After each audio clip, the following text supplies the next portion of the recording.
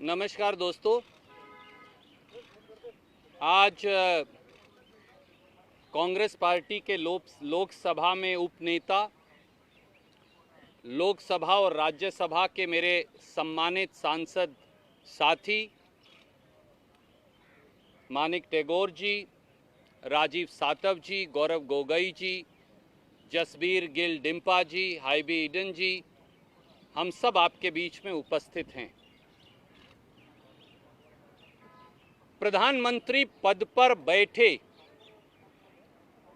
प्रधानमंत्री के उच्च पद पर बैठे व्यक्ति को झूठ बोलने, देश को बरगलाने से परहेज करना चाहिए। ऐसा कोई भी कार्य निंदनीय भी है और प्रधानमंत्री के लिए अशोभनीय भी। पर दुर्भाग्य से ये कहना पड़ेगा, नरेंद्र मोदी जी देश को झूठ बोल रहे हैं। प्रधानमंत्री मोदी जी झूठे हैं, किसान विरोधी हैं, खेत मजदूर विरोधी हैं, खेत खलिहान पर आक्रमण बोल रहे हैं, खेती पर अतिक्रमण बोल रहे हैं। एक तरफ कोरोना महामारी की मार, दूसरी तरफ चीन से आमना सामना किए हमारी सेना बहादुरी से खड़ी है और मोदी सरकार देश के किसान पर हमला बोल रही है। आज बिहार में, आज प्रधानमंत्री ऑफिस ने, आज प्रधानमंत्री ने बार बार देश को बरगलाने के लिए ये कहा कि किसान विरोधी तीनों कानून किसान के पक्षधर कानून हैं। मोदी जी 5 सीधे सवालों का जवाब देश को और देश के किसान को दे दीजिए। नरेंद्र मोदी सरकार किसान का न्यूनतम समर्थन मूल्य खत्म करने का षड्यंत्र कानून के माध्यम से क्यों कर रही है? मोदी जी और उनके मंत्री नरेंद्र सिंह तोमर जी दोनों ही जो खेती नहीं करते, दोनों के नाम 1 इंच खेती की जमीन नहीं, वो हमें और देश के किसान को पाठ पढ़ा रहे हैं और कह रहे हैं कि न्यूनतम समर्थन मूल्य जारी रहेगा। मोदी जी ये बताइए, न्यूनतम समर्थन मूल्य या एमएसपी कैसे देंगे और कहां देंगे? क्योंकि मंडियां तो खत्म हो जाएंगी, मंडियों में तो किसान की उपज आएगी नहीं, तो एमएसपी कहां मिलेगा और कैसे मिलेगा? मोदी जी ये जवाब दीजिए, एमएसपी किसको देंगे और कौन देगा? क्योंकि आप तो कहते हैं कि किसान जाकर बड़े बड़े उद्योगपतियों के गोदाम में अपनी फसल बेचेगा या उसके खेत में फसल बिकेगी, तो क्या food corporation of India 62 crore किसानों के खेत में जाएगी एमएसपी देने के लिए? तो कौन देगा और कैसे देगा? दूसरा सवाल, मोदी जी क्या आप जानते हैं, आप कहते हैं कि किसान अपनी फसल देश में कहीं भी बेच सकता है, आपने बड़ा क्रांतिकारी कदम उठाया है, पर किसान तो पहले भी देश में कहीं भी बेच सकता है। पर क्या आप जानते हैं कि कृषि सेंसस 2015-16 के मुताबिक 86.2% किसान 5 एकड़ भूमि का मालिक भी नहीं, उससे कम का है, और देश का 60% किसान 2 एकड़ भूमि का मालिक है। उस 2 एकड़ भूमि के मालिक किसान के पास तो गांव से एपीएमसी की मंडी तक जाने का बस का किराया भी नहीं। जिसके पास बस का किराया भी नहीं, वो पंजाब से मद्रास और मद्रास से कलकत्ता अपनी फसल कैसे ले जाकर बेचकर आएगा? क्या ये देश को बताएंगे? तीसरी बात, आप कहते हैं कि मैंने किसान को आजाद कर दिया, वो अपनी फसल किसी को भी बेचे। किसान को तो आज भी एसडीएम और कलेक्टर के दफ्तर में कोई घुसने नहीं देता, पुलिस की चौकी में कोई घुसने नहीं देता। वो किसान बड़े बड़े उद्योगपतियों के सामने खड़ा होकर वकील करके 2 एकड़ का किसान, 3 और 4 एकड़ का किसान जो इस देश में है, वो एसडीएम और कलेक्टर के सामने, बड़ी बड़ी कंपनियों के सामने किस प्रकार से खड़ा हो पाएगा? आप कहते हैं कि मंडी के आड़ती, मंडी का व्यापारी बिचौलिया है, उसे खत्म करना है। क्या आप जानते हैं मोदी जी, जब आप मंडी में फसल लेकर जाते हैं, एपीएमसी में फसल लेकर जाते हैं, तो किसान की सामूहिक ताकत और संगठन के आधार पर, न्यूनतम समर्थन मूल्य के आधार पर उसकी फसल के मूल्य का निर्धारण होता है। यही उसकी ताकत है।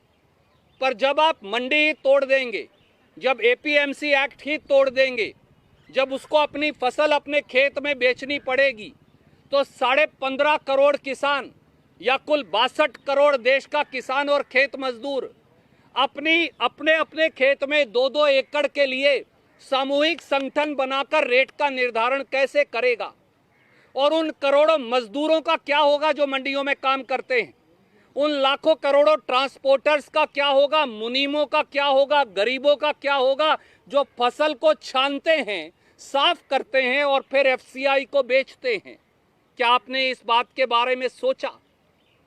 और प्रांतों की आय वो मार्केट कमेटी की फीस से होती है, ग्रामीण विकास फंड से होती है, उससे गांव की सड़कें बनती हैं। कल भी हमने बताया कि अकेले पंजाब में 70,000 किलोमीटर ग्रामीण सड़कें हमने मार्केट फीस से बनाई। जब ये पैसा ही खत्म हो जाएगा तो गांव का विकास कौन और कैसे करेगा? दोस्तों, सच्चाई ये है कि खेती खाएं, किसान को सताएं, मजदूर को रुलाएं, पूंजीपतियों को पैसा कमाएं तो नरेंद्र मोदी कहलाएं। मोदी जी, आप मुट्ठी भर पूंजीपतियों के हाथ खेती और किसानी को गिरवी रखना चाहते हैं, ये नामंजूर है। और एक आखिरी बात और कहेंगे, कुरुक्षेत्र के युद्ध में इस धर्म युद्ध में सेनाएं आमने सामने खड़ी है। कौरव नरेंद्र मोदी सरकार है, पांडव इस देश का किसान और खेत मजदूर है।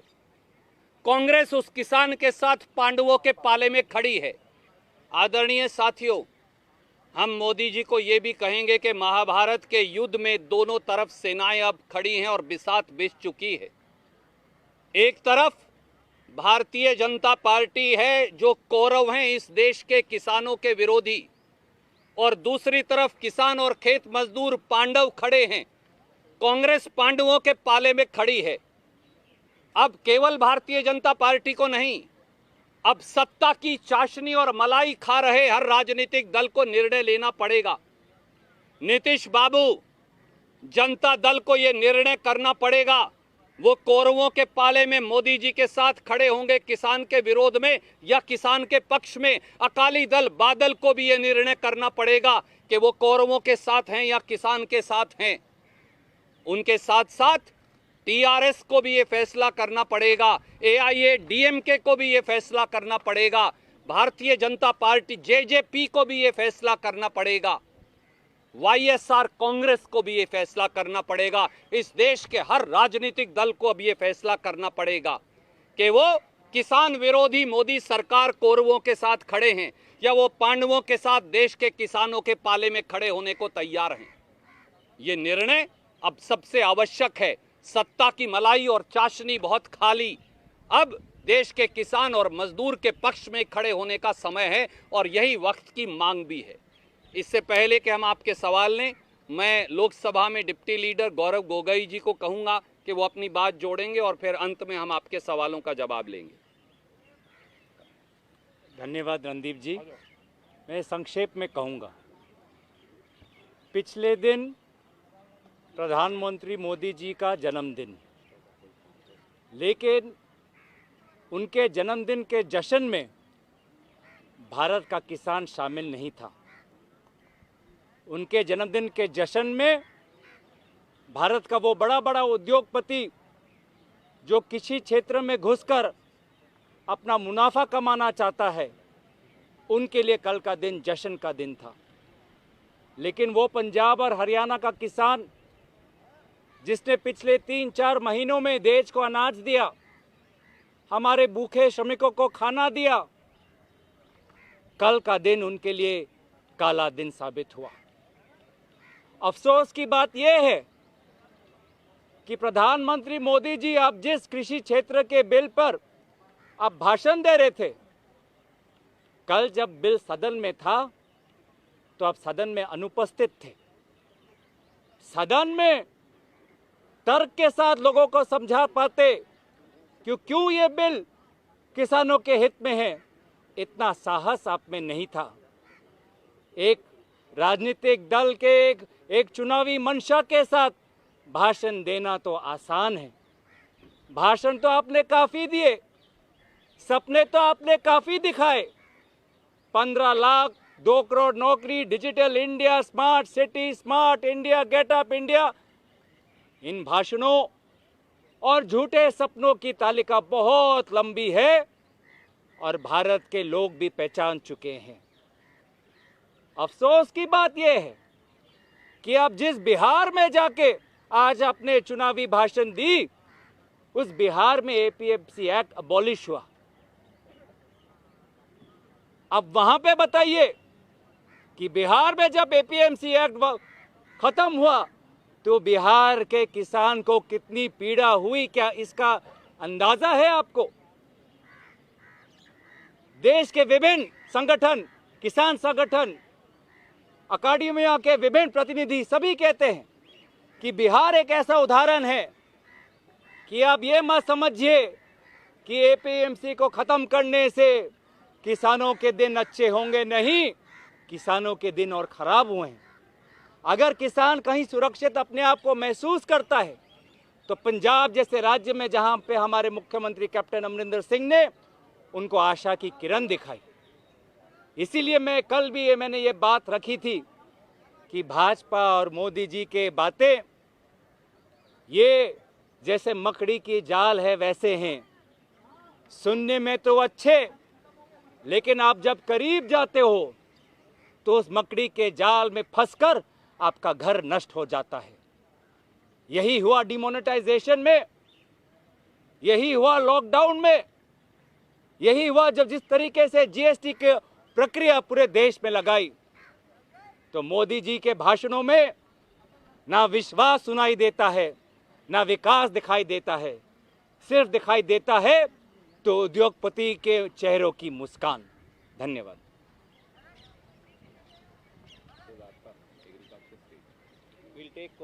पिछले 6 सालों में प्रधानमंत्री के कार्यकाल अगर आप देखेंगे तो ना किसान की कर्जा मुक्ति हुई, ना किसान को कर्जा मिला, ना किसान के दाम को, किसान का जो उपज है उसको अच्छा दाम मिला। पूरी तरह से जो प्रधानमंत्री फसल बीमा थी वो प्राइवेट प्लेयर्स के हाथों में दी गई और पूरी तरह से उसमें सौदेबाजी रही। पिछले 6 साल में इस सरकार के कार्यकाल में किसान परेशान रहा, दुखी रहा। कल 17 सितंबर हम हैदराबाद मुक्ति संग्राम दिन के रूप में मनाते हैं, लेकिन जहां मैं मराठवाड़े से आता हूं, हैदराबाद मुक्ति संग्राम की हम बात करते हैं, वही कल किसान के लिए एक बंदी दिन के रूप में कल का दिन याद रखा जाएगा। क्योंकि किसान को सही मायने में जो थोड़ा बहुत किसान कमा पाता था वो ख़त्म करने की बात इस सरकार द्वारा आई है। इस सरकार ने पहले ही एयरपोर्ट्स का प्राइवेटाइजेशन किया, पोर्ट्स का प्राइवेटाइजेशन किया, अभी किसान का जो मार्केट है उसका भी प्राइवेटाइजेशन करने की दिशा में ये सरकार जा रही है। बड़े बड़े कॉरपोरेट्स को, प्राइवेट प्लेयर्स को ये देकर जो छोटा किसान है, जो 90% की आबादी में है, उसको ख़त्म करने के दिशा में इस सरकार की ये साजिश है और उसके खिलाफ कांग्रेस पार्टी ताकत से खड़ी रहेगी। पिछले कई दिनों से हम प्याज के बारे में कह रहे हैं, महाराष्ट्र की भाजपा भी कह रही है कि प्याज का जो एक्सपोर्ट का बैन है वो उठाइए। क्यों मोदी सरकार सुनना नहीं चाह रही है? क्यों उसके बारे में पहल नहीं कर रही है? क्यों 3 महीने पहले दूध की जो पाउडर है उसका इंपोर्ट करने का डिसीजन लिया गया? जब देश में इतनी दूध की पाउडर है फिर भी आप इंपोर्ट कर रहे हो। आपकी पूरी नीति इस सरकार की किसान के खिलाफ की है और किसान को खत्म करने की ये साजिश के खिलाफ कांग्रेस पार्टी आवाज उठाएगी। कोई प्रश्न आप पूछना चाहें तो?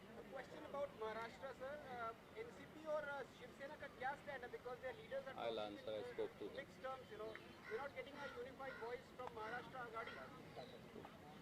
आदरणीय मित्र, मेरी संजय राउत जी से इस बारे में चर्चा हुई है और आप उनसे बात कर सकते हैं। किसान के पक्ष में हमारे मित्र दल खड़े हैं। ये सवाल अब दलों का भी नहीं रहा, ये सवाल अब इस देश में रोटी रोजी, खेत खलिहान की आजीविका का है। प्रधानमंत्री मोदी हमलावर हैं इस देश के खेत और खलिहान पर, और दूसरी तरफ किसान और खेत मजदूर और कांग्रेस और उसके साथी खड़े हैं। जैसे भूमि अध्यादेश मोदी जी लेकर आए और राहुल गांधी जी के संघर्ष ने, कांग्रेस के संघर्ष ने उन्हें झुकाया, इन काले कानूनों को भी हम वापस करवाकर दम लेंगे, ये हमारा संकल्प है।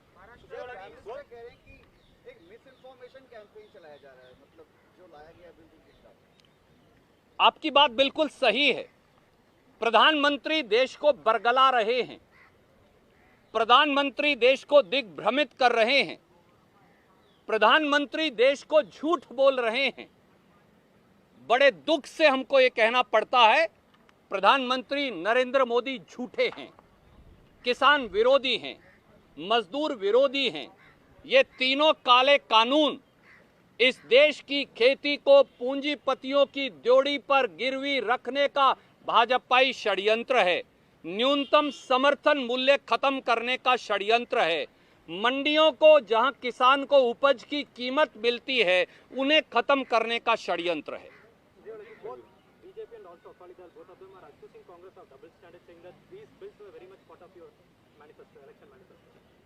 भारतीय जनता पार्टी को झूठ बोलने, बरगलाने, बहकाने और भटकाने की गंदी आदत पड़ गई है। झूठ बोलना, भटकाना और बरगलाना ही भाजपाई चरित्र है। आदरणीय मित्रों, मैं आपसे अनुरोध करूंगा कि कांग्रेस पार्टी का घोषणा पत्र निकालकर अवश्य देखें। उसकी एक प्रतिलिपि में लेकर भी आया हूं। यह है वो कांग्रेस का घोषणा पत्र जो राहुल जी के नेतृत्व में हमने बनाया था। इसकी पहली लाइन ये है, सब कुछ इंतजार कर सकता है, खेती नहीं, जो पंडित जवाहरलाल नेहरू ने कहा। यह भी है अगली लाइन में लिखा कि किसान को कर्ज के बोझ के नीचे दबा दिया गया है। और हमने स्पष्ट तौर से कहा, हमारे 3 प्रांतों में कर्ज माफी हुई, पर अब कर्ज माफी नहीं, किसान को कर्ज मुक्ति होगी। ये पहला बिंदु है। दूसरा बिंदु है कि जो छोटा किसान है, मार्जिनल फार्मर और भूमिहीन मजदूर, उसके लिए एक विशेष कमीशन बनेगा। एक standing commission, national commission on farmer development बनेगा। वो फसल बीमा योजना जिसकी चर्चा राजीव सातव जी ने की, उस पर पुनर्विचार करके उसे किसान पक्षधर बनाया जाएगा। किसान की खाद पर, किसान की बीज पर, किसान की कीटनाशक दवाई और डीजल पर कांग्रेस की सरकार सब्सिडी देगी। एक किसान बजट जिसका वादा राहुल गांधी जी ने किया था, कांग्रेस लेकर आएगी। और हम हजारों फार्मर मार्केट, किसान मार्केट बनाएंगे। एपीएमसी का सुधार फार्मर मार्केट है, क्योंकि एपीएमसी का दायरा 60, 70, 80 किलोमीटर है। किसान को 60 किलोमीटर जाने में भी दिक्कत है। हमने इसलिए बिंदु नंबर 12 में कहा कि हम 2 किलोमीटर, 3 किलोमीटर के ऊपर हजारों किसान मार्केट बनाएंगे। ये एपीएमसी का सुधार है। ये कांग्रेस ने वादा किया था। इसलिए झूठे भाजपाइयों, अब तो बरगलाने से और भटकाने से देश को बाज आ जाओ, क्योंकि 7 पुश्तें भाजपाइयों की, उन्हें इस किसान का विरोध भुगतना पड़ेगा जो आपने किया है। हरसिमरत कौर के इस्तीफे को आप किस रूप में देखते हैं? क्या आपको लगता है कि इतना बड़ा कदम उन्होंने केंद्रीय मंत्रिमंडल से इस्तीफा देकर उठाया, क्या आपसे उन्होंने मुद्दा छीन लिया? और आपके प्रदेश जहाँ पे दुष्यंत चौटाला अभी डिप्टी सीएम है, क्या आप उनसे मांग करेंगे कि अपना स्टैंड साफ करें और इस्तीफा दे सरकार? आदरणीय मित्र, हरसिमरत कौर बादल जी क्या जवाब देंगी कि जून से आज तक वो चुप्पी क्यों साधे थी? दिखावे और परपंच से कुछ नहीं चलेगा। जब ये तीनों काले कानून मंत्रिमंडल में आए थे, तो हरसिमरत कौर जी ने उसमें सहमति क्यों जताई थी? क्या इसका जवाब अकाली दल बादल के पास है? आज जब यह लगा कि पंजाब में कदम रखना मुश्किल हो जाएगा और सामाजिक बहिष्कार हो जाएगा, तो आपने गुपचुप तरीके से अपनी खाल बचाने के लिए इस्तीफा दे दिया। पर क्या हम पूछ सकते हैं कि सरदार सुखबीर सिंह बादल और माननीय हरसिमरत बादल जी बीजेपी और अकाली दल की साझे उम्मीदवार के तौर पर संसद में चुनकर आए हैं, अगर वो किसान पक्षधर हैं तो दोनों सबसे पहले अपने संसदीय पद से इस्तीफा दें।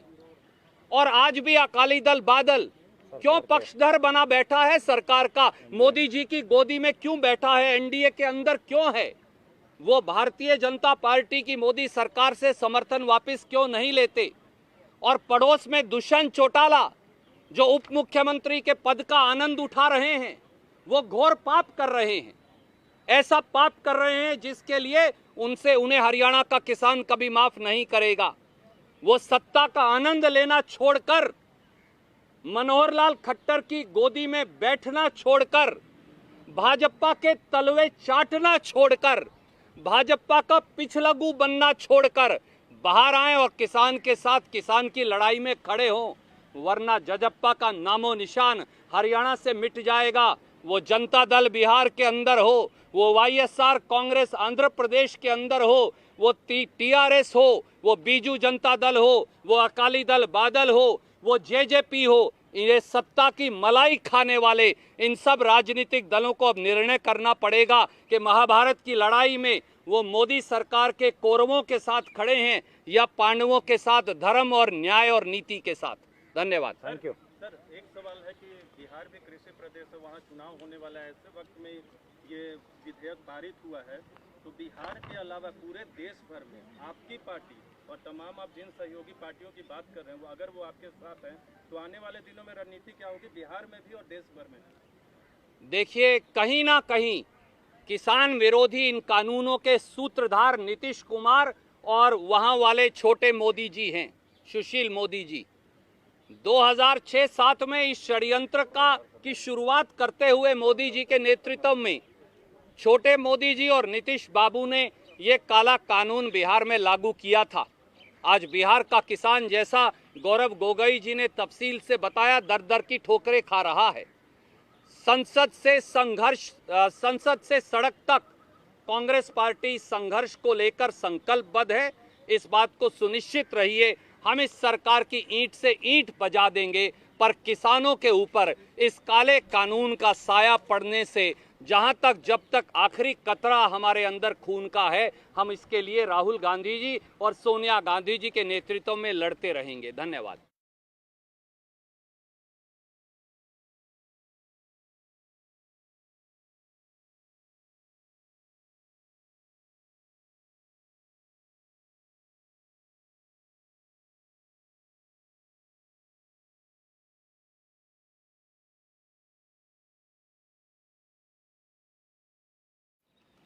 नमस्कार दोस्तों,